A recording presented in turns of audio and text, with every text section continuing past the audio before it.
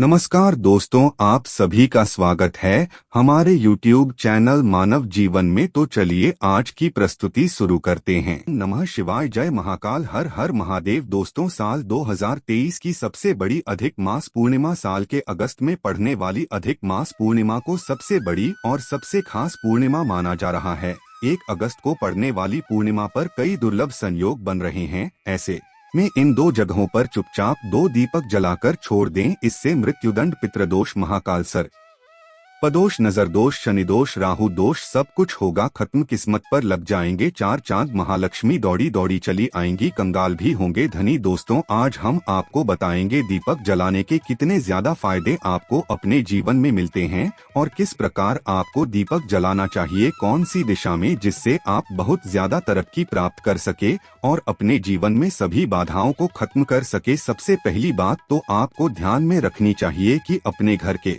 मंदिर में रोजाना ही आपको दीपक जलाना चाहिए। कभी भी ऐसा नहीं होना चाहिए कि आपने दीपक ना जलाया हो, क्योंकि घर के मंदिर में रोजाना दीपक जलाना बहुत ही जरूरी होता है। इसी से आपके घर से सभी नेगेटिव एनर्जी, आप कोई भी दीपक नहीं जलाती हैं घर के मंदिर में या फिर अपने घर में शाम के समय, तो इससे आपके घर का वातावरण बहुत ज्यादा निगेटिव तो होता ही है, आपके घर की परेशानी भी बहुत ही ज्यादा बढ़ने लगती है। घर का जो मुखिया होता है उसे बहुत ज्यादा ही मेहनत करनी पड़ती है। इसकी वजह से परेशानी, डिप्रेशन और टेंशन में घर का मुखिया पहुंच जाता है। शाम का समय हिंदू धर्म में बहुत ही ज्यादा महत्वपूर्ण माना जाता है और जो लोग शाम के समय कभी भी घी का दीपक या फिर तेल का दीपक अपने घर में नहीं जलाते हैं तो उनके घर में हमेशा ही मुसीबत बनी रहती है। यानी कि एक मुसीबत से निकलते हैं तो दूसरी मुसीबत में उससे पहले ही फंस जाती है और हमेशा ही धन की समस्याएं, परेशानियां बढ़ती रहती है। उनके जो बच्चे होते हैं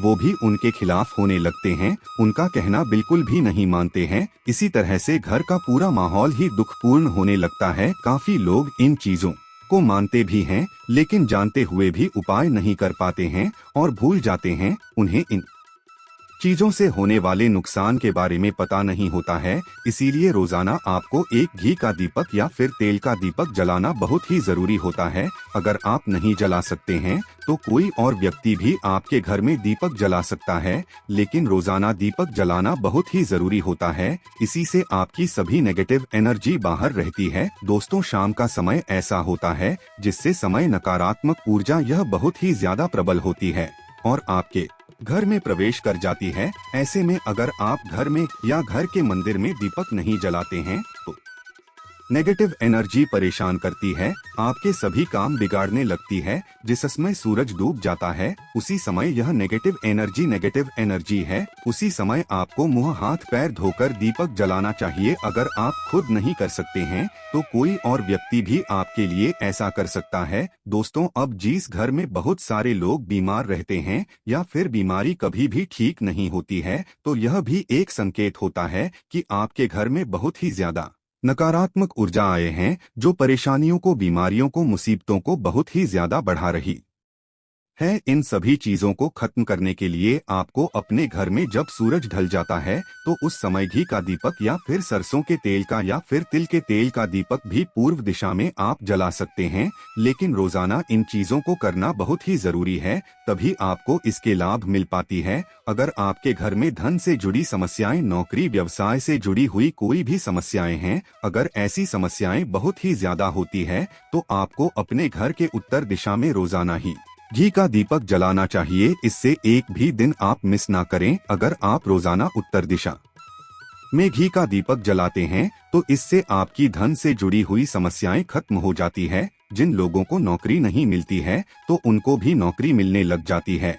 और अगर वही व्यक्ति जिसको परेशानी है और वही अगर रोज दीपक जलाता है तो इससे मिलने वाले फायदे और भी ज्यादा हो जाती हैं। शाम के समय घी का दीपक या फिर तेल का दीपक जलाना बहुत ही जरूरी होता है। आप कभी भी इन चीजों को नजरअंदाज ना किया करें, क्योंकि इन्हीं से आपके जीवन में परेशानियां बढ़ जाती है और आपको मुसीबतों का सामना करना पड़ सकता है। आपको ये जानकर हैरानी होगी कि जो भी घी का दीपक आप जलाते हैं उससे जो निकलने वाली ऊर्जा ये होती है वो आपके घर में जब फैलती है तो इससे घर का माहौल एकदम से सुखमय बनने लगता है, यानी कि पॉजिटिव होने लगता है। घर के सभी लोग शांति से रहने लगते हैं। इसी प्रकार से जो तेल का दीपक होता है यह भी जब जलता है तो इससे आपके आसपास जितनी भी नकारात्मक ऊर्जाएं हैं वो खत्म हो जाती है, क्योंकि इन दीपकों से निकलने वाली जो ऊर्जा ये होती है, धुआं होता है, वो नेगेटिव एनर्जी है और आपके आसपास की एनर्जी को पॉजिटिव बनाता है। तो ये बहुत ही जरूरी चीजें हैं।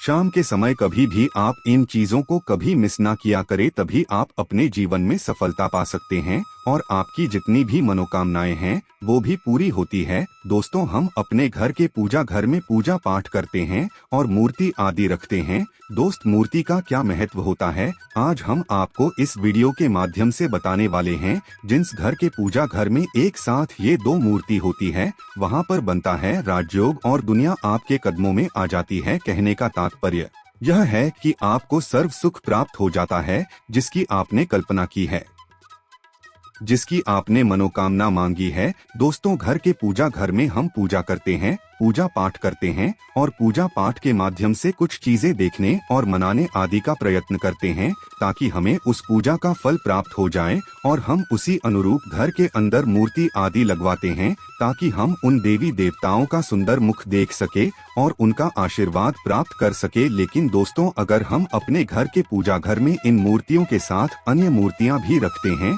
तो निश्चित तौर पर हमारी किस्मत बदल जाती है और देखते ही देखते हमारे जीवन के अंदर की सारी कंगाली समाप्त होने लगती है। दोस्तों, बात करते हैं उन मूर्तियों के बारे में कि आखिर कौन सी दो मूर्तियां एक साथ में आपको रखनी चाहिए ताकि उसका सच्चा सर्वसुख आपको प्राप्त हो सके। और सबसे पहले अगर हम किसी मूर्ति की बात करें तो दोस्तों, अगर आप भगवान श्री कृष्ण के भक्त हैं और बाल गोपाल की मूर्ति रखते हैं तब आपको भगवान श्री कृष्ण के साथ माता रानी राधा जी की मूर्ति भी आपको जरूर रखनी चाहिए। दोस्तों, या भगवान कृष्ण जी की अगर आपके घर में तस्वीर है तो उसके साथ राधा जी की भी तस्वीर संयुक्त जोड़े के रूप में को लेकर आनी चाहिए। दोस्तों, यह प्रेम और एकता की एक ऐसी अनोखी मिसाल है कि जिस घर में इन दोनों की तस्वीरें होती है तो समझ लीजिए उस घर के अंदर किसी भी प्रकार का गृह क्लेश नहीं होता है। दोस्तों, पति पत्नी और परिवार जनों के बीच परस्पर प्रेम रहता है और घर में धन धान्य में अपने आप ही वृद्धि होती है।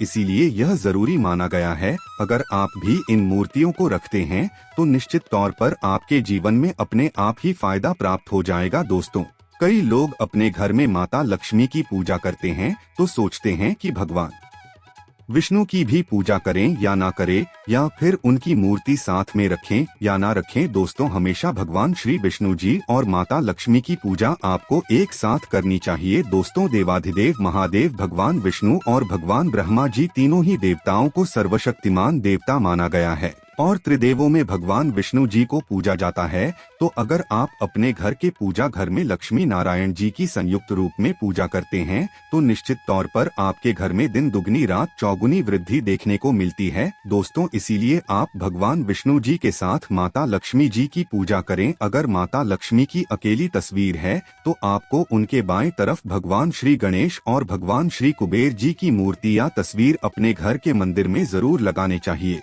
अगर आप माता लक्ष्मी जी के बाएं तरफ भगवान श्री गणेश जी की मूर्ति लगाते हैं या तस्वीर लगाते हैं तो आपको निश्चित तौर पर लाभ प्राप्त होता है और देखते ही देखते आपके जीवन के अंदर की कंगाली समाप्त होने लगती है और धन प्राप्ति के लिए आपको लक्ष्मी गणेश जी की संयुक्त रूप से पूजा करनी चाहिए। माना जाता है माँ लक्ष्मी धन देती है तो भगवान श्री गणेश विधि सिद्धि का भंडार और वृद्धि का विकास करते हैं। इसी वजह से इनकी पूजा बहुत जरूरी मानी गई है। दोस्तों, कई लोग पूछते हैं कि अपने घर में हनुमान जी की तस्वीर या मूर्ति रखें या ना रखें, या उनकी पूजा करें या ना करें। दोस्त, तो आपको निश्चित तौर पर हनुमान जी महाराज की अन्य देवी देवताओं के साथ में भी आप मूर्ति या तस्वीर रख सकते हैं। किसी प्रकार की कोई दो राय नहीं है कि आपके ऊपर हनुमान जी क्रोधित होंगे या नहीं होंगे। दोस्तों, इसके अलावा आप प्रभु श्री राम की तस्वीर भी अपने घर के पूजा घर में रखते हैं तो आप हनुमान जी की तस्वीर रखें या ना रखें, हनुमान जी के निमित्त किसी भी प्रकार की पूजा या पाठ करना हो तो आप प्रभु श्री राम से कहें। दोस्तों, भगवान श्री राम के प्रिय भक्त हनुमान जी है और निश्चित तौर पर आपको उतना ही आशीर्वाद प्राप्त होता है जितना कि आपको हनुमान जी की मूर्ति या तस्वीर का पूजन करने से होता है, या फिर आप क्या करें, श्री राम दरबार की तस्वीर अपने घर में लेकर आए और श्री राम दरबार की तस्वीर का पूजन करें, या उनकी मूर्ति या उनके किसी प्रकार की कोई चीज आपके पास है तो आप उनका पूजन करें। इसमें सारे देवी देवताओं का आपको आशीर्वाद प्राप्त हो जाता है।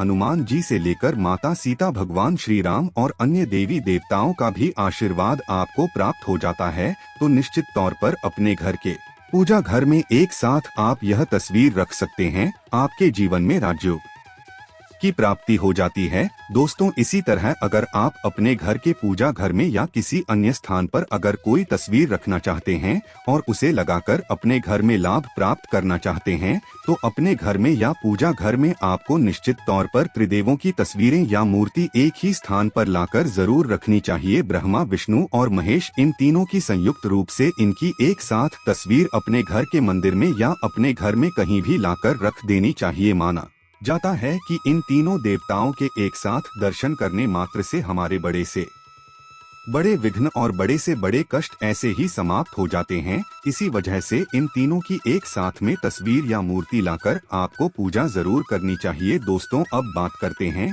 कि कुछ ऐसी तस्वीरें होती है या ऐसी मूर्तियां होती हैं जिनको आपको अपने घर के पूजा घर में स्थान ही नहीं देना चाहिए। अगर आपने इन तस्वीर या मूर्ति को अपने घर के पूजा घर में स्थान दिया है तो समझ लीजिए कि आपको कंगाली का सामना करना पड़ेगा या फिर देवी देवताओं के क्रोध का सामना करना पड़ेगा। दोस्त, और एक बात बता दें कि मंदिर में कभी भी विषम संख्या में गणेश जी की मूर्तियां न रखें, जैसे कि 1, 3 या 5 ऐसे रखना अशुभ माना जाता है। 2 मूर्तियों को एक साथ रखना शुभ माना गया है। अगर आप सिर्फ गणेश जी की मूर्ति रखते हैं तो इसके अलावा किसी भी प्रकार की मूर्ति आपको नहीं रखनी चाहिए। दोस्तों, इन्हें स्थापित करते वक्त ध्यान दें कि गणेश जी का चेहरा हमेशा घर के मुख्य दरवाजे की तरफ होना चाहिए ताकि आपको अच्छे और सच्चे धन लाभ की प्राप्ति हो। दोस्तों, अगर आप भगवान शिव से प्यार करते हैं तो कमेंट बॉक्स में लिखें हर हर महादेव, ओम नमः शिवाय, जय शिव शंकर। एक लायक तो बनता है। वीडियो में दी गई जानकारी अगर अच्छी लगी हो तो प्लीज हमारे चैनल मानव जीवन को सब्सक्राइब करें, लाइक करें। धन्यवाद।